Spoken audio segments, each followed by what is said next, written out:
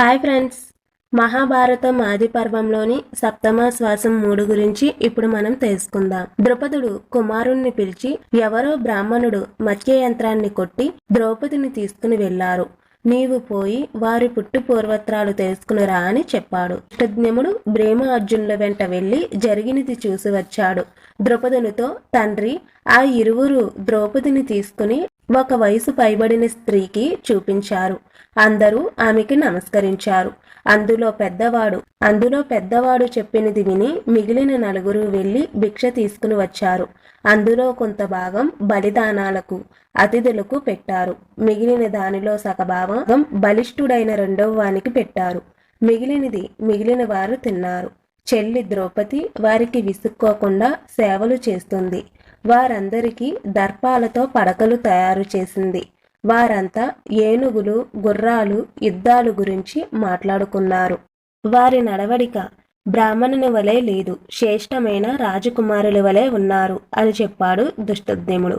అయినా ద్రుపదునికి నమ్మకం కుదరక తన పురోహితుణ్ణి పిలిచి, విప్రునోత్తమ, నువ్వు వెళ్ళి వారి వద్దకు వారి పుట్టు పూర్వత్రాల కలుకునురా అని పంపాడు. పురోహితుణ్ణి చూసి ధర్మరాజు తగిన విధంగా సత్కరించాడు. ఆ పురోహితుడు ధర్మరాజుతో, బ్రాహ్మణోత్తమ, ద్రుపదుడు ఆడపిల్ల తండ్రి కదా, మీ కులగోత్రాలు అడిగి రమ్మన్నాడు అని అన్నాడు. ధర్మరాజు, విప్రునోత్తమ, మీ రాజు మత్స్యయంత్రం కొట్టిన వాడికి పిల్లనిస్తానని చెప్పాడు.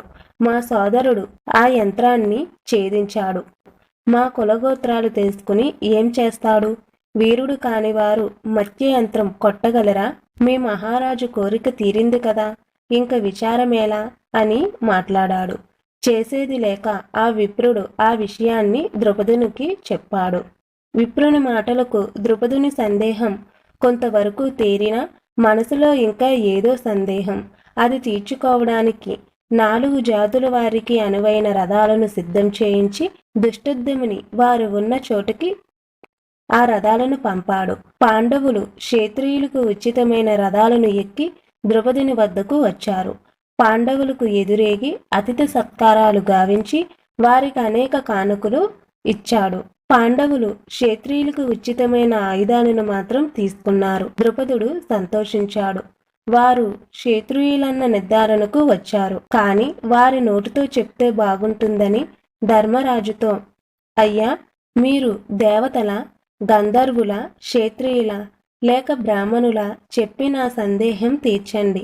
మీ నిజస్థితి తెలియకుండా నా కుమార్తెను ఎలా ఇవ్వగలను అన్నాడు. ఇక దాచడం భావ్యం కాదని ధర్మరాజు, ద్రుపద మహారాజా, మేము క్షేత్రియులము, పాండురాజ పుత్రులము. నా పేరు ధర్మరాజు. వీరు భీమ, అర్జున, నకుల సహదేవులు. మత్స్యయంత్రాన్ని నా తమ్ముడు అర్జునుడు ఛేదించాడు. ఈమె మా తల్లి కుంతీదేవి అని చెప్పాడు.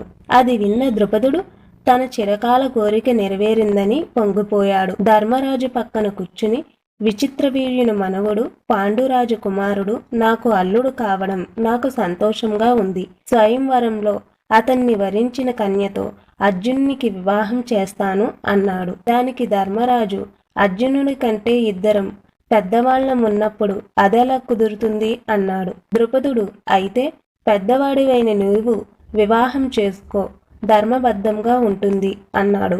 ధర్మరాజు, అలా కాదు, అర్జునుడు తెచ్చిన భిక్ష 5గురు పంచుకోవాలని మా తల్లిగారి కోరిక.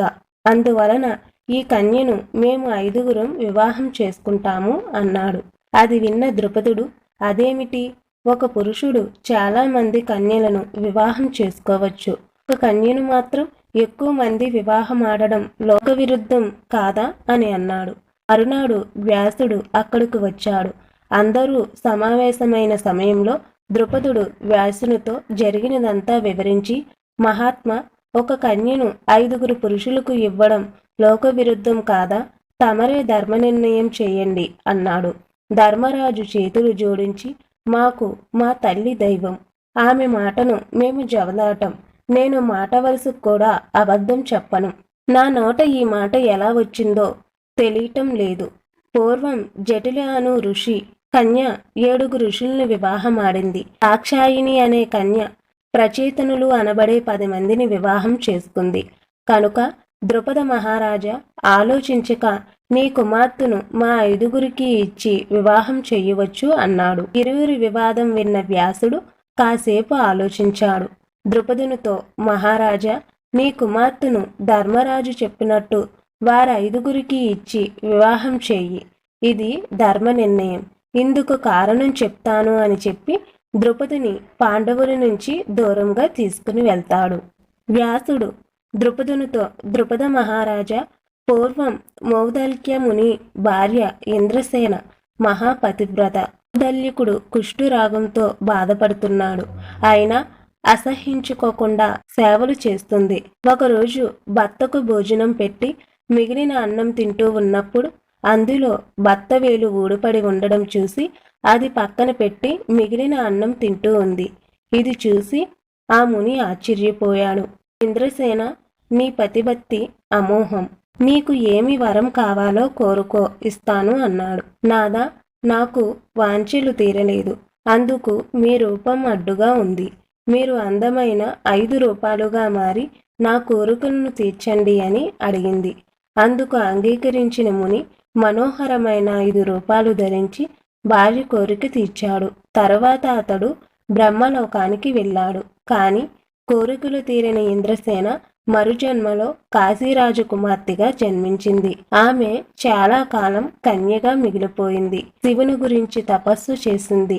శివుడు ప్రత్యక్షమై ఏమి కావాలో కోరుకో అన్నాడు. శివుణ్ణి చూసిన ఇంద్రసేన తన మనసులోని బలమైన కోరికతో, శివుణ్ణి చూసిన తొందరపాటుతో నాకు భర్త కావాలి అని 5 సార్లు చెప్పింది.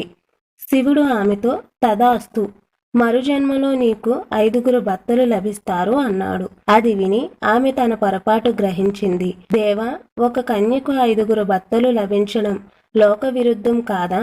నాకు ఈ వరం వద్దు అన్నది. అందుకు శివుడు, సాధ్వి, నీవు 5గురు భర్తలతో ధర్మబద్ధమైన కాపురం చేస్తావు అన్నాడు. అలా అయితే నాకు నిరంతర పతి సేవా భాగ్యం కావాలి.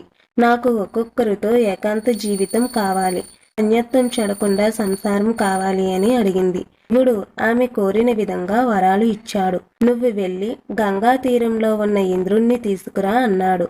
ఆ సమయంలో యమధర్మరాజు సత్యయాగం చేస్తున్నాడు. యాగదీక్షలో ఉన్నాడు కాబట్టి ప్రాణహింస చెయ్యలేదు. లోకంలో మరణాలు తగ్గి భూభారం ఎక్కువైంది. ఇంద్రాది దేవతలు బ్రహ్మలోకానికి వెళ్ళి దేవమరణం లేకుంటే మానవులకు మాకు తేడా ఏమిటి? అందుకు తరుణోపాయం తమరే చెప్పాలి అన్నారు. అందుకు బ్రహ్మదేవుడు, యమిని సత్యయాగం ముగిసేదాకా నిశ్చితంగా ఉండండి. ఆ తర్వాత అతడు మానవులను అంతమొందిస్తాడు. మీ తేజస్సు యముని తేజస్సుతో పుట్టిన వీరులు ఆయనకు సహాయంగా ఉంటారు అన్నాడు. దేవతలు ఇంద్రలోకం వెళుతూ గంగా తీరంలో ఏడుస్తున్న కాశీరాజు కూతుర్ని చూస్తారు. ఇంద్రుడు ఎందుకు ఏడుస్తున్నావు అని అడిగాడు. ఆమె అది తెలుసుకోవాలంటే నా వెంట రావాలి అని శివుని దగ్గరికి తీసుకువెళ్ళింది. ఆ సమయంలో శివుడు ఒక యువతితో పాచికలాడుతున్నాడు. ఇంద్రుడు, భూలోకాలకు అధిపతినైన నా ముందు జోదం ఆడుతావా అని అహంకారంతో అన్నాడు.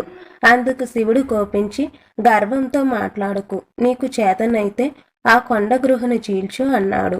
ఇంద్రుడు సరేనని గృహను చీల్చగానే తనలాంటి నలుగురిని చూసి ఆశ్చర్యపోయాడు. శివుడు నిజరూపం ధరించి, మీ 5గురు ఇంద్రులు మానవ లోకంలో జన్మించండి. కాశీరాజు పుత్రిక మానవ కాంతగా జన్మించి మీకు భార్య అవుతుంది అన్నాడు.